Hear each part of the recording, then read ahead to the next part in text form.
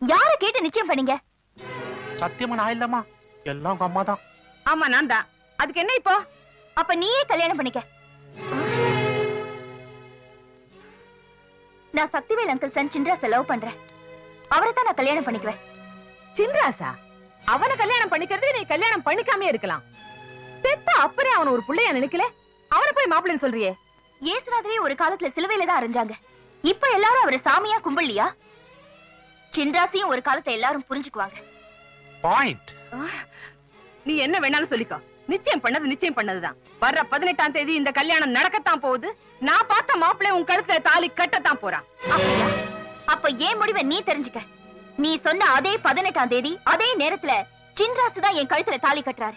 அதை யாராலையும் மாத்த முடியாது.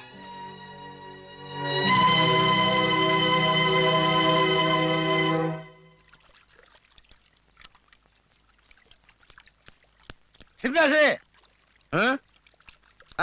நந்தினி கிட்ட இருந்து லெட்டர் வந்திருக்கு. எப்படி? என்ன எழுதி படிங்க? நோ நோ நோ, மத்தவங்க லெட்டர் நான் படிக்கவே மாட்டேன். அதுலயும் லவ்வர்ஸ் லெட்டர் நான் பார்க்கவே மாட்டேன். கொண்டாங்க.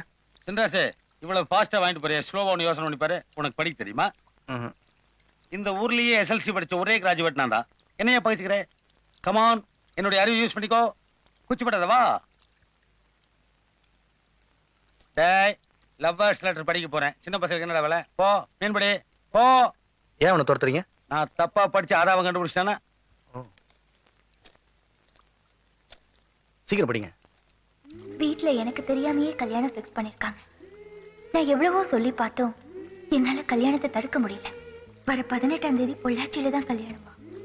உங்க ஊர் தர்மலிங்கத்தோட பையன் தான் மாப்பிள்ளையா? நீங்க கட்டினாதான் என் கழுத்துல தாலி கயிறு ஏறும், இல்லைன்னா தூக்கு கயிறு தான் ஏறும். முடிவு உங்க கையில.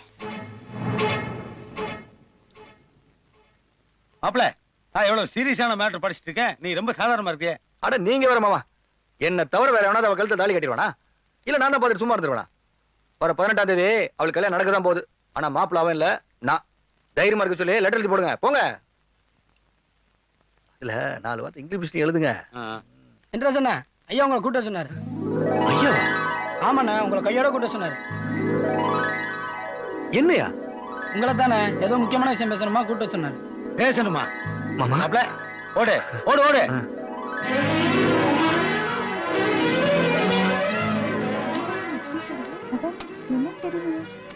ஏப்பா சின்ராசி, எதுக்கு இப்படி ஓடுற? அப்பா என்ன கூப்பிட்டுருக்காங்க, ஏதோ பேசணுமாமா. பாத்து வெட்டு, கை கீ வெட்டிக்கு போற.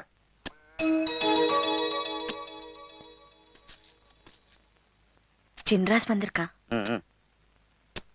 முருகா, ஐயா, கரும்பு காட்டுல வரப்பட சொல்லியிருக்கேன். வேலை ஒழுங்கா நடக்குதா போய் பாரு. சரி.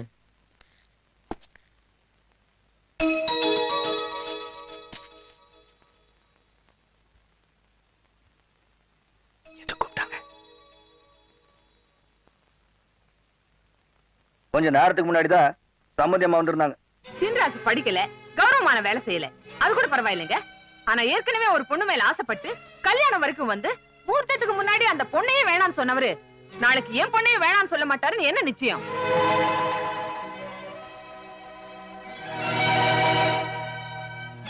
நாங்க பார்த்த மாப்பிள்ளை படிச்ச மாப்பிள்ளைங்க, அவளுக்கு எல்லா விதத்திலையும் பொருத்தமான மாப்பிள்ளை.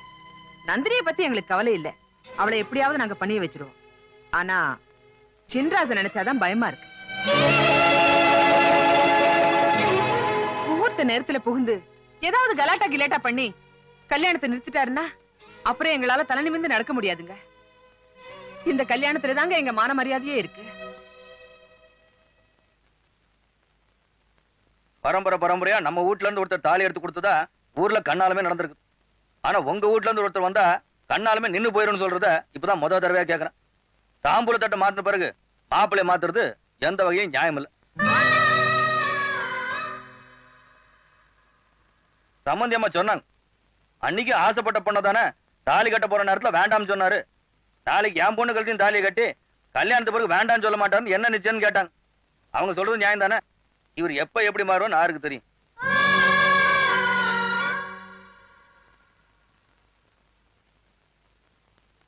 இது வரைக்கும் நான் அவர்கிட்ட எதுவும் பேசுறது இல்ல. இப்படி பண்ண அப்படி பண்ணுன்னு எதுவும் கேட்டதும் இல்ல. இப்ப முறையா அவர் ஒண்ணு கேட்க போறேன். இதையாவது பண்ண முடியுமான்னு கேட்டு சொல். என்ன செய்யணும் சொல்லுங்க. இவரால அந்த கண்ணாலுக்கு எந்த பிரச்சனையும் வராது. நீங்க பார்த்த மாப்பிள்ளையோட உங்க பொண்ணு கண்ணால் நடக்கும்னு சம்பந்தியா மட்டும் வாக்கு கொடுத்துட்டேன். அந்த வாக்கை வேற காப்பாத்து சொல். மத்த 2 பிள்ளைங்கள என் பரம்பரை மானத்தையும் பெருமையும் காப்பாத்திட்டு இருக்காங்க. இவன் எனக்கு அந்த சந்தோஷத்தை தான் கொடுக்கல. குறைஞ்சது என் வார்த்தையை காப்பாத்த பிள்ளைங்கிற சந்தோஷத்தையும் கொடுக்க சொல்லு. அப்படி பண்ணாதா இவன் என்ற பிள்ளை.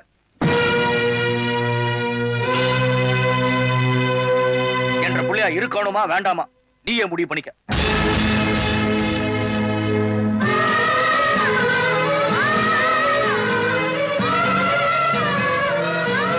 என் கழுத்துல தாலி கயிறா தூக்கு கயிறா நீங்களே முடிவு பண்ணுங்க. என்ற பிள்ளையா இருக்கணுமா வேண்டாமா நீயே முடிவு பண்ணிக்க.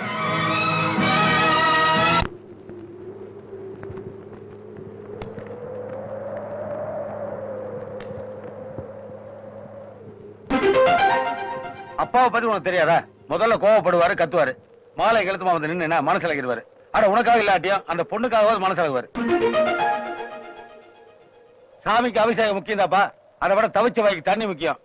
இத மாதிரி உங்க அப்பாவுக்கு பிடிச்ச பிள்ளைங்கிறது எப்ப வேணா நிரூபிக்கலாம். ஆனா இப்ப விட்டீங்கன்னா அந்த பொண்ணை எப்பவுமே காப்பாற்ற முடியாது. புறப்படு மாப்பிள்ள, என்ன ஆனாலும் சரி 2 ரவுண்டு பாத்துருவோம்.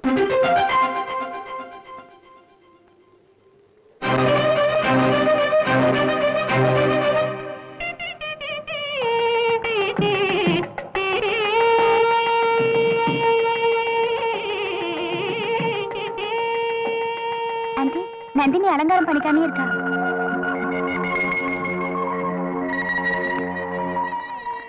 பட்டு புடவை கட்ட மாட்டேன், நகையெல்லாம் போட மாட்டேன்னு சொன்னியாமே. நீ எந்த தைரியத்துல அப்படி பேசுறேன்னு எனக்கு தெரியும். அழுதாலும் சரி புலம்புனாலும் சரி அந்த சின்ராஜ் வரப்போறது இல்லை.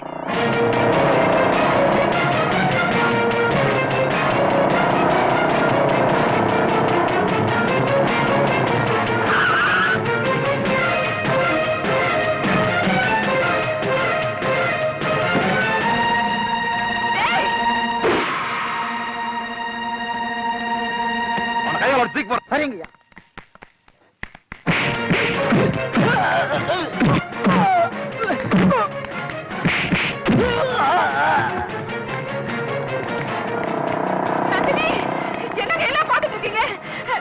ஏன்டா வேடிக்கை பார்த்து நின்னுட்டு இருக்கீங்க? அவனை வெட்டி தூக்கி போட்டு பொண்ணு கூட்டு வாங்க. போ. நீ ஏன்டா கணக்கு கவலைப்படுற? உன்ற கல்யாணம் நடக்கும்.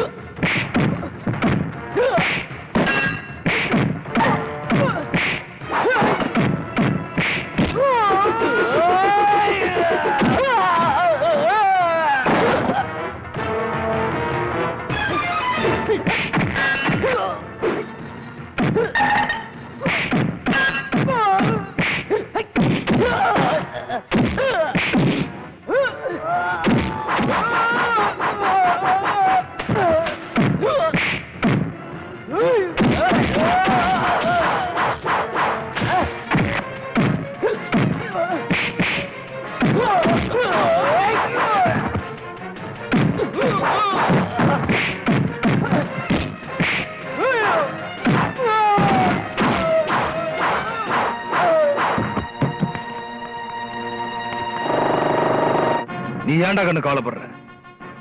உன்ற கல்யாணத்துக்கு எடுத்த சின்ராஸ்க்கு என்ற கையால தான்டா கருமாதி.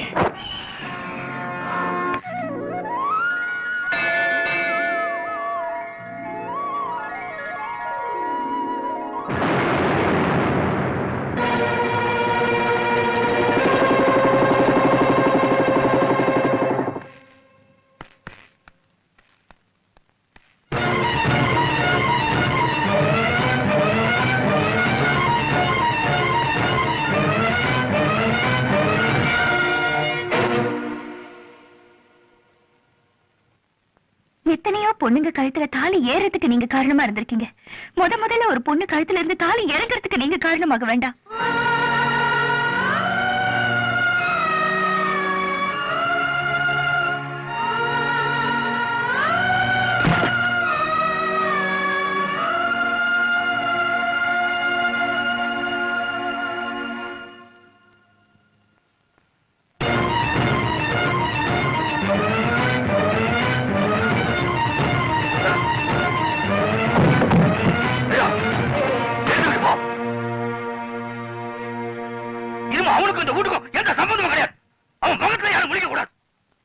யாராவது பார்த்தா அவங்க அந்த வீட்டுல இருக்க மாட்டாங்க.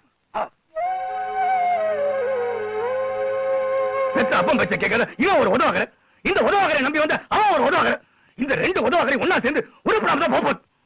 அதுவும் என் கண்ணு முன்னாடி நடக்க வேணும். எங்களை போய் தொலைட்டும்.